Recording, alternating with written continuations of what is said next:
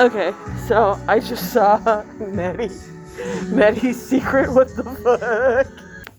Okay, so the other person came in, and they came in like right when it started. So I was laughing my butt off.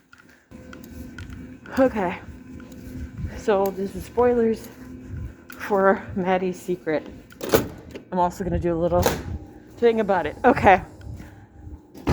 Now the movie starts with the writer, director, I believe director, or was producer of John Early, who plays Maddie. Now I was wondering why he played Maddie, and I don't know if it's because it's dealing with a dark subject matter.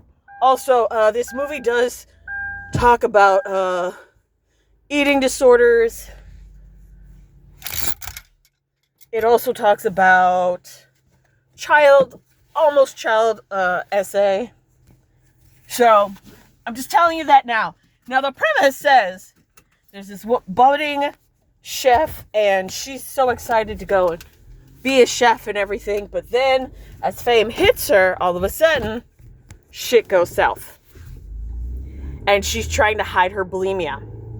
Now, she has a friend who's a lesbian named Dina.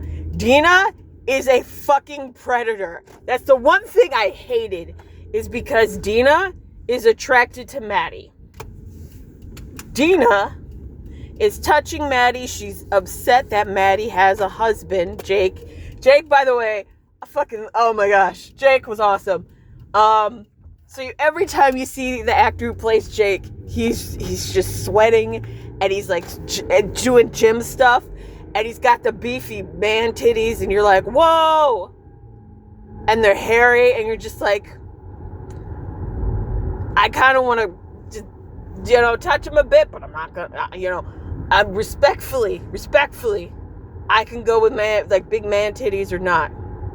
But if you got big man titties, I kind of want them, that sounds terrible. Anyway, you have Jake. Jake loves Maddie. Jake starts the movie off telling Maddie how pretty she is. Also, I just want to say, and I'm going to get back to Dina. First of all, the person who wrote this story does not know how clitorises work, because there's like 2 sex scenes in here. There's played for laughs, obviously, and you have a woman being, one that's trying to be finger blasted, but she's not wearing underwear, and automatically she orgasms.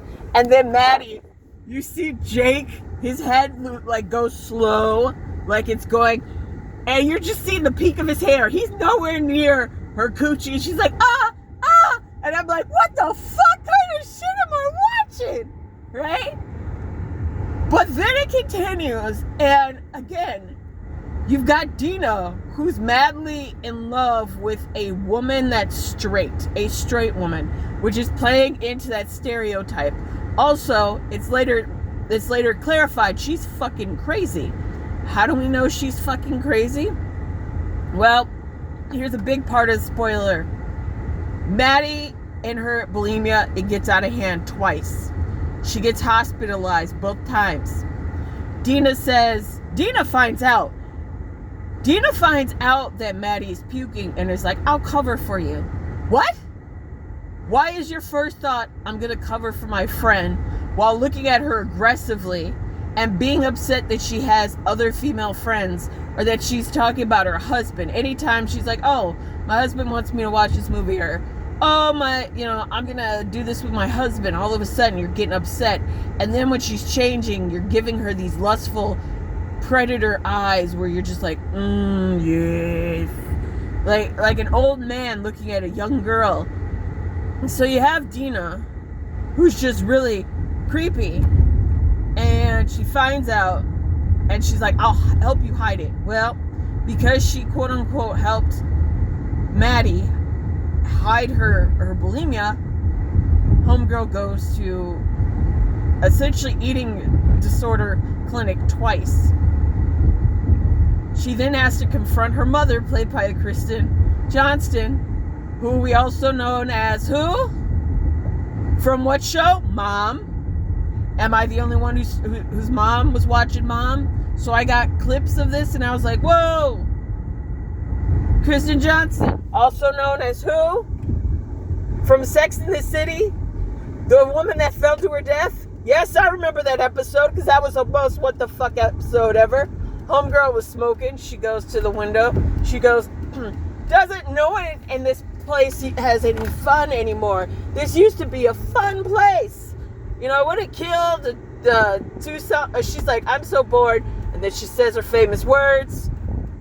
I'm not going to say it because I'm not going to jinx myself. And then homegirl dies.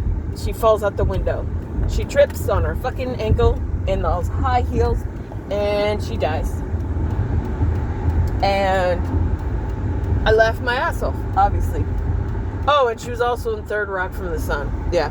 Anyway, the point is that you have a woman who's like, I'm your best friend. I do anything. When Maddie says to this creepy lesbian, hey, I'm trying to get better and you're not helping me, what does Deanna do? Deanna punches a hole in the wall to her hands are bloody. And it's a big what the fuck. Oh, and did I talk about the trio of anorexics? At first I was like, fuck them. But then they kind of grew on me. So you have this first part where you have this man, John Early, or Early, E-A-R-L-Y. I want to say Early. I apologize. Where he's acting goofy and like, he's like, I don't know, and everything. And you're laughing your ass off. And then the finger blasting comes from this one guy who plays a character, Zach, C-H. And you're like, oh no. Why is he being fucking creepy? And he's dipping his fingers in shit, being like, oh, her dip is great. And you're like, oh, this looks gross. She's trying to do a competition. Maddie's trying to do a competition. And that's why her bulimia goes out of control. It also doesn't help that her mother, the one that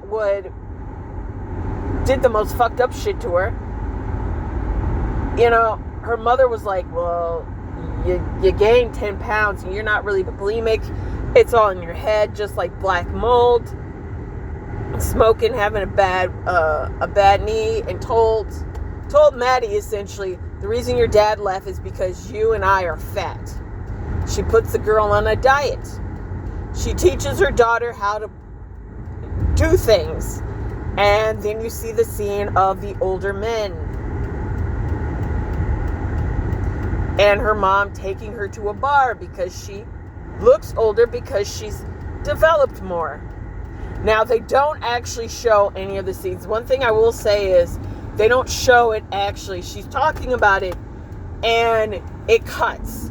Like they show someone, you know, holding someone back. You see someone doing something, and you see like glances of the guys, but you don't see the child actress or anything like that. If that's the stand-in for a child actress, I don't know. So we're good on that part. But things happen, and you're like, what the hell? And it continues on. And it then goes and it hits like a eating disorder clinic live thing. Like it used to be like about the competition, and now she's like, I just need to focus on this. And you have Jake and her, and they are not talking to each other at all. She wants to talk to Jake, but she's scared of talking to Jake. So she talks to everybody but Jake, which I'm like, how are you going to do this? This man is your husband. He said, I love you. He said he would take, when your mother started fucking with you, he said, I can handle it. Just give me the sign and I'll handle it. And you're like, no, I have it. Now, I do admit, he shouldn't have said, you're acting like your mother. But he didn't know. He didn't know that you had been bulimic. Or that she taught you tips and tricks. And I teared up. Not gonna lie. There's a character that dies. And I cried my ass off a little bit. I don't know why. it was just heartbreaking, I think, overall. And I was mostly tearing up because it was a person that when they passed, you're like, oh shit. And she starts to turn her life around. And the ending made me go, okay. She is saying that, it's ending on a somewhat hopeful thing, even though she still really hasn't talked to her husband about things, including her job, possible pregnancy, that sort of thing. And overall, I liked the movie. It was quirky, it was kooky. It does get into the wild, and then you're just, it's sincere. I appreciate that.